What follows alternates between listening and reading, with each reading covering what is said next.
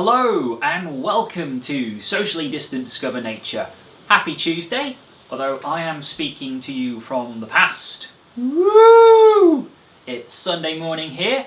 It looks like we're gonna get swept away in a hurricane.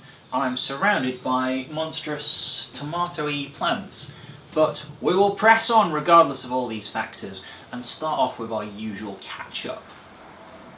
Following on from last week's episode about easy wildflowers, we've got these photographs from Glenn, who managed to visit St. Nick's, and he's found some red campion in amongst the buttercups, and also a beautiful specimen of the white dead nettle that we talked about last week. Another contribution from Glenn is this video of a bumblebee being extremely busy and very quick and quite hard to identify because of how fast moving it is. Now, I've done a bit of freeze framing, and due to the amount of yellow around the waist, I seemed like I glimpsed a white tail, and on one of the freeze frames it had a really long tongue. I reckon this is Bombus hatorum, so this is the garden bumblebee. If you remember in our bumblebee episode, this is one that's black bumblebee with 3 yellow stripes and a white tail. Glenn also sent me this picture of, well, an insect which caused quite a bit of puzzling. So, it looks a bit beetle-like, but it is a shield bug. So we should have a quick word about shield bugs. Now, you've probably heard the word bug in common parlance, as they say. General conversation, bug usually refers to any kind of mini-beast, insecty thing. Strictly speaking, in science, in entomology, the study of insects, it has a specific meaning. Bugs are insects that are part of the order Hemiptera. These are insects that have piercing mouth parts. They're usually visible as a long spike called a rostrum or a beak. It's a kind of halfway house between a hypodermic needle and a drinking straw, and it will, well, if it's a kind of a vegetarian, a herbivore bug, it will stick this proboscis into a plant stem or a leaf and suck out the juices, whereas if it's a predatory bug, it will stick its tube into some other creature and suck out their juices. Nice. To work out what this one was, I consulted the rather wonderful FSC, Field Studies Council chart on shield bugs. If you're not aware of the FSC, Field Studies Council, they make all sorts of identification charts. Long story short, couldn't find it, so never mind. Another important resource is britishbugs.org, very good website full of photographs. The thing that makes shield bugs so tricky to identify is when they're young, they start off as eggs, they hatch out as little nymph, and they go through several instars, several stages, and to make things difficult for us, each stage looks slightly different and sometimes wildly different from what the adult looks like. So in order to identify a species of shield bug, you don't just need one image in your mind of the adult, you need about 5. I think there's 5 instars. Okay, so I've checked, and they go through 5 instars, 5 nymphal or larval stages, and then they become an adult, stage 6. I think this is the final instar, number 5, of the red-legged shield bug, also known as the forest bug, but consider that a provisional classification. Sticking with the bee theme, I'd like to show you this picture that Jenny May sent in of a bumblebee on an allium, and it gives me an opportunity to talk about alliums, which are the best flower ever. They're huge, they're glow-shaped, they're often purple. Purple is the best colour. Apart from green, green and purple are good, except in the combination of the Joker, which is evil and disturbing. Forget that. But alliums are amazing. They're like a bee cafe. The bee can come along, and because it's a sort of composite flower, so that globe shape you see is actually hundreds of little flowers all making up one big inflorescence. The bee can land on it, sip nectar, walk to the next flower, sip, walk, sip, and it can stay on there for ages. They're really, really good for photographing bees, and also if you find bees that are ill, they're kind of struggling, lethargic, if you've ever performed a bee rescue with a little teaspoon of sugar or anything, alliums make it so easy because you can just get the little bee, pop it on the allium, leave it there, does its stuff. Perfect. And the alliums in my garden are starting to flower, which means it is officially summer. Oh yeah, we were talking about the bee that Jenny May sent in. So I've had a look at it and I'm guesstimating it's a buff-tailed bumblebee. It's a two-striper. It's got a white-ish, buffish tail. Again, buff-tail, white-tail workers are quite hard to tell apart sometimes, but the dark yellow coloration of the stripes leans me towards buff-tail bumblebee rather than the white-tail bumblebee, which would have more vibrant yellow stripes. Now it's time for a stealth camera update. I don't know if you remember in a previous episode, Meg sent us in some pictures of hedgehogs. Well, this week she sent in some videos of the hedgehogs using the hedgehog box in her garden. Great footage. Let's have a look at it now.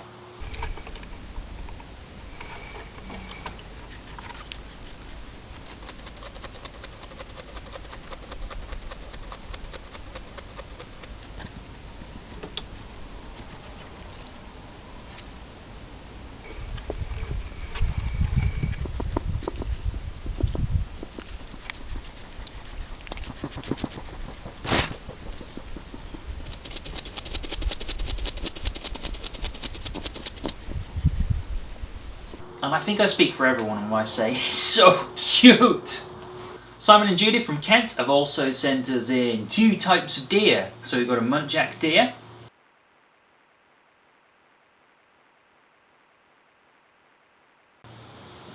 and a roe deer. Deers.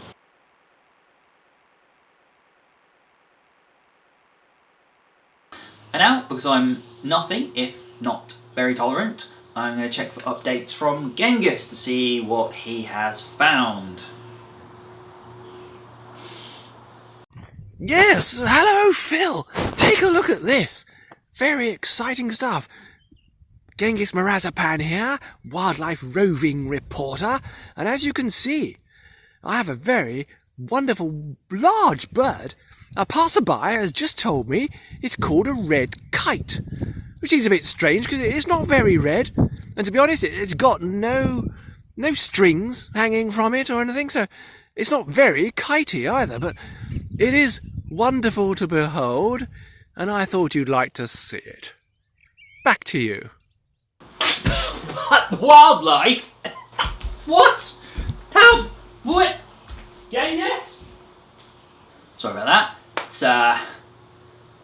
It's fuzzy, but it's a red kite. It's a start. It's the start of great things. Great things. So, on with the episode, which is going to be all about moth trapping. If you're not familiar with moth trapping, it's a humane way to attract moths to your garden, or any area really. It involves using various types of moth trap. This is one component of the moth trap, which is just a plastic box that's been put together, slotted together, hole in there, and you can fill it with egg cartons, egg boxes, because it provides a nice kind of surface for the moths to shelter on and nooks and crannies for them to hide in.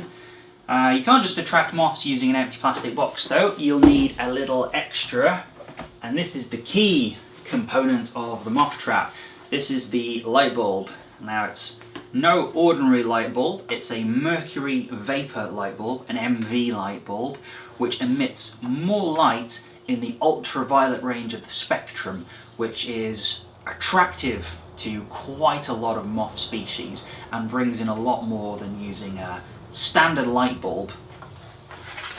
It fits on top of the box, and then the moths are attracted to the light, they can fly around it, and eventually they may get tired and go down through the hole and settle on those egg cartons, and that's where we come the following morning to find them. You can do live moth trapping, and I don't mean live as in live or dead, I mean live as in real time. You can basically put the trap on with a white sheet under it and stand out there at night and see what comes in and get a net I always have a net to hand and swoop your moths, put them in pots and identify them. That's one way of doing it. I suppose it's a slightly lazier way is what I do is I leave the moth trap on all through the night, and then I get up early, ideally sunrise. Didn't quite happen today, had an alarm failure and a sleep failure and a fill failure. So yeah, you're supposed to get up kind of early as possible, go to the moth trap, and it should be full of moths, sleeping moths that are sheltering. Reasons for getting up early? Firstly, if the trap starts to warm up in the sun, the moths will become active and fly away. Second reason, the birds will become active in the morning and they will very much appreciate the lunchbox full of moths that you've provided with them. Great tits and blue tits are particularly felonious fiends eating moths, and yes, it seems slightly cruel to trap the moths only to have them meet a grisly fate. How macabre. The best conditions for moth trapping are warm nights which are completely still and free of wind. Last night was neither of these things, as you can see in this little bit of footage that I put out.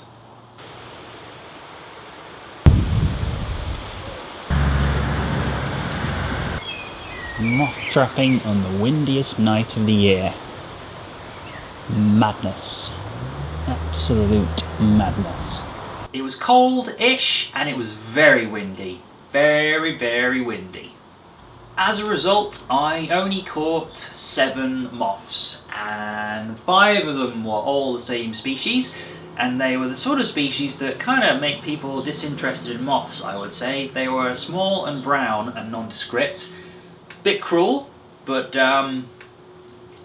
yeah, I'm struggling to come up with some charismatic words for describing this one. It's a heart and dart moth.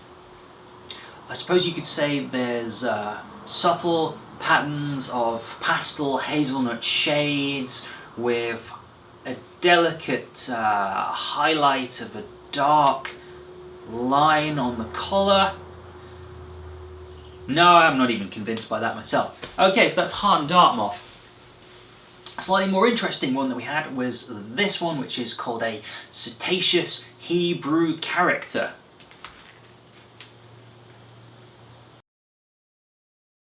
But in my opinion, the most interesting moth of all that we had last night was this one, which is the white ermine. Beautiful white background, black pattern of spots, kind of the Dalmatian of the moth world. Called ermine after stoats that can change their fur colour in winter to become white.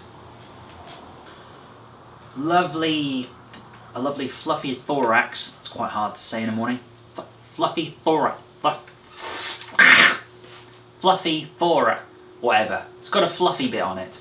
And the beautiful, delicate antennae, a bit like a bird's feathers. Wonderful. Now, if I have the energy, I might put the moth trap out again before uploading the final edit. So there may be new footage, or there may not. It's worth noting you don't necessarily need a mercury vapor bulb to attract moths. If you leave an outdoor light on, no doubt you'll soon have moths flying around it during a warm night. And Simon and Judy from Kent have been trying their own by leaving the outdoor light on for a bit with a pillowcase and a couple of egg cartons, and they've had a sort of modest success. The most interesting one so far is this yellow, lovely yellow specimen. It's the brimstone moth. Perhaps even more interesting than the moths were these giant beetles that I found in the trap. These are cockchafer beetles, also known as Maybugs because they're out and about in the month of May. They're huge, big, bumbling, friendly giants. They seem to be attracted to any light source at all, regardless of MV, ultraviolet or anything like that. If you are If you're sat in your house with the curtains open and lights on during this kind of time on a calm night, you'll start to hear things bumping against the window, which can be kind of scary and slightly unnerving, but often it will be the Cockchafer beetles. And we've got a couple still sleeping nicely here. Usually quite inert, quite inactive when you find them in the trap in the morning. They've cooled down and shut down, but you can warm them up on your hands. They're completely harmless to humans. They can't bite, they can't sting. Their feet are a little bit prickly though, so they can have a weird sensation as they walk across your skin, but they don't mean you any harm. The adults will eat leaves and flowers, even fruit actually. I don't know if it's part of their natural diet. My friend once found one of these which she thought was dead, and so put it in the fridge to preserve it for me. Probably in there about a week. Got it out so I could see it, started poking around, and then it woke up. It wasn't dead, it had just gone into a shutdown mode. So we fed it on some squashed banana, warmed it up on my hand, put it on a tree, and eventually it flew away. This one in particular, completely dead looking when I found it this morning. All legs folded in, antenna folded. And now it's slightly waking up, so we'll try warming them up in a little bit. I had to make sure Beaky didn't eat them. He has eyes everywhere. If you're a gardener or a farmer trying to grow roots crops, you may not be a fan of Cockchafer beetles because they're larvae, sometimes known as rookworms, according to the Bug Life website, because rooks are apparently quite fond of eating them. I imagine most birds will be quite fond of eating them. They're a kind of weird looking alien cream thing with a brown head, and I think I dug one up at Brunswick yesterday. Really annoyed I didn't take a photograph of it, or I just reburied it under the earth. So they're eating stuff, roots, tubers underground, and they were considered quite a pest and killed in huge numbers. Fortunately, there's a bit more of a kind of friendly attitude towards them now, which is good. I love them. I think they're probably my favourite beetle because they're just so big and lumbering and cute. And yes, it is acceptable to describe a beetle as cute. The only other thing I can tell you from my limited knowledge on cockchafers is they have these incredible fanned antennae, and you can tell the genders by counting the number of leaves, by the number of tines, I suppose you could call them. If you were talking about deer have tines on their antlers.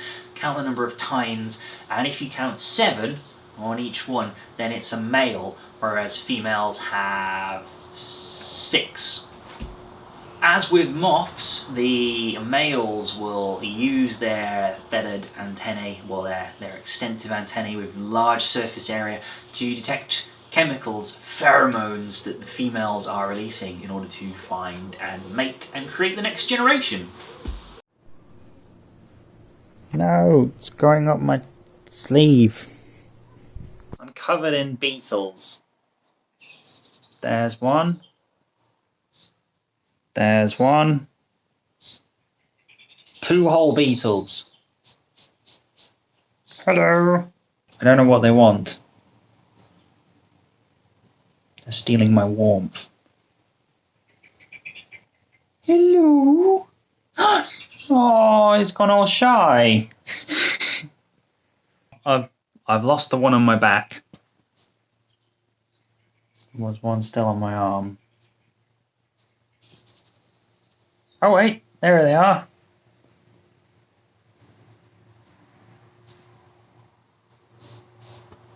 They better not mate on me, because I will not be impressed. You better not bite, because I told everyone that you don't bite. Isn't that just adorable? Let's count your leaves. I really need a photograph. No, don't focus on my horrific feet. One of them's gone onto the honeysuckle, but this one won't leave me, so I guess we live together now. Is that right?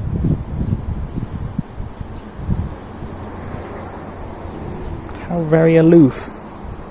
An important question we haven't really discussed at all, let alone answered, is why are moths and these other insects attracted to light? Why are they flying towards it? The short answer is no one is entirely sure. The longer answer is that there are a few interesting theories.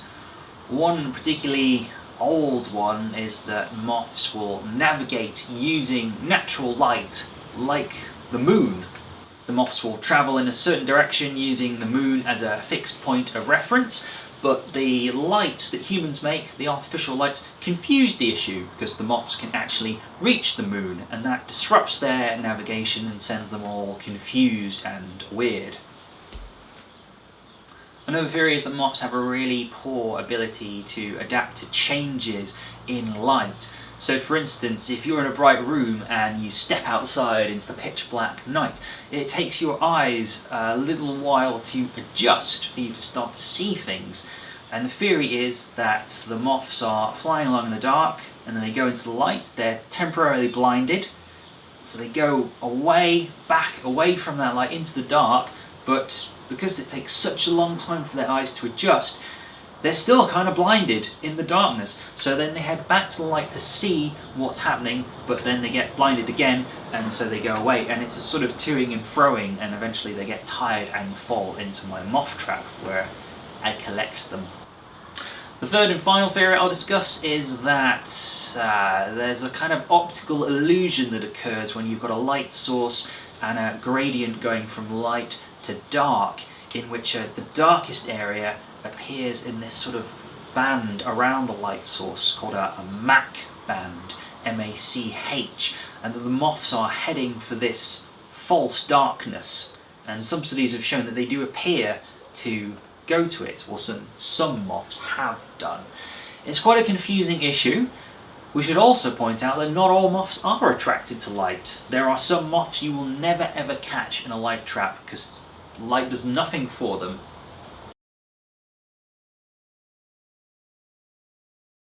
If you want to learn more about moth trapping, techniques, theory, or even just learn the difference between a moth and a butterfly, there's a few Eco Sapien videos that will help you out, and I'll put some links in the video description for this one.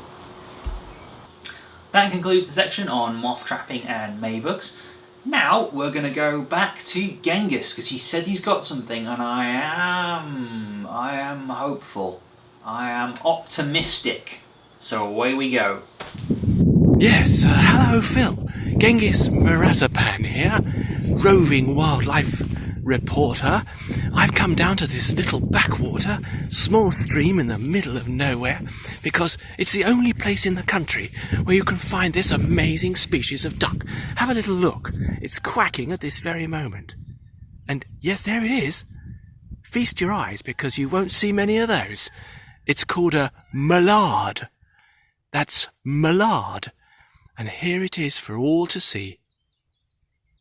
Back to you in the studio, Phil.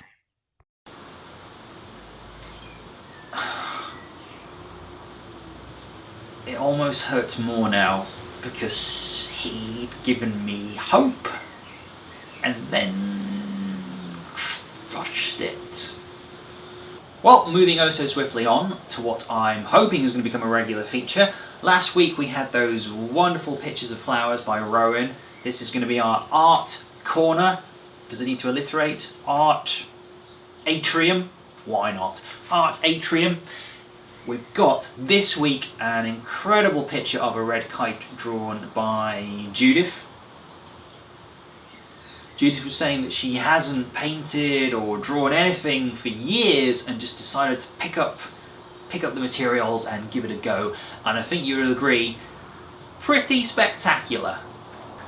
I've just seen something called a rhombic leverbug, which either sounds like a death metal band or the lead singer of a death metal band. If you've got any spare time and want to found a death metal band called Rhombic Leverbug and send us a song for next week, get on it. Well, that's all for this week's episode. I want to thank you very much for watching and thank you to everyone who's contributed. If you'd like to send something in, So photographs, videos, artwork, music? Why not? Finger puppets, shadow puppets. Use your imagination. Discover Nature people, you know where to send your stuff. Everyone else, it's ecosapienshow@gmail.com, or you can find us on Twitter and Facebook, and I believe now Instagram, thanks to the amazing Eco Sapien team doing lots of work out in the social media wilderness. Well done to them. Yeah, send stuff in. Love to see it. The topic for next week's episode is kind of nothing, so there won't be an episode next week because I'm going on holiday. Okay, so actually I'm having a break, some time off. I'm not actually going anywhere, obviously, because of lockdown. I suppose I could go on holiday to the high peaks of the landing on the first floor, or I could journey to the dusty plateau of the spare bedroom, or perhaps the chilly depths of the lower freezer drawer. Basically, within these 4 walls, unless that hurricane does come, in which case it'll be within these 3 walls and half a roof. So yeah, very sorry, I won't be here, so there will be no episode next week, but we will resume in 2 weeks' time. Let me get a date for you. So on Tuesday the 2nd of June there won't be anything. We will be back the following week on Tuesday the 9th of June. And I will have potentially thought of a topic by then. In the meantime, keep looking out for nature and keep sending stuff in.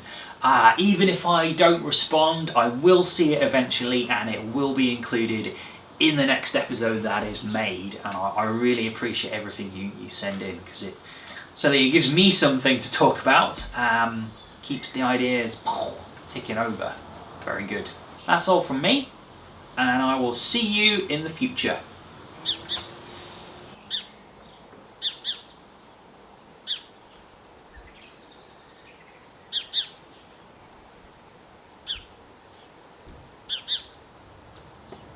Genghis says he's found something else, and I honestly don't know what to think now, because there was potential, and then loss. Let's have a look. Hello, Phil. Yes, here we are again. Just further up the bank from the mallard, you can see some more mallards, found only here, passing in front. But behind the mallards, yes, it's one of those incredibly rare white birds called a swan. It's a swan. Have a good look at it. We'll only find them here with the mallards. Nowhere else in the country. Back to you. He tasks me. He tasks me and I shall have him. I'll chase him round the moons of Nibia, and round the Antares maelstrom, and round perdition's flames before I give him up. Genghis!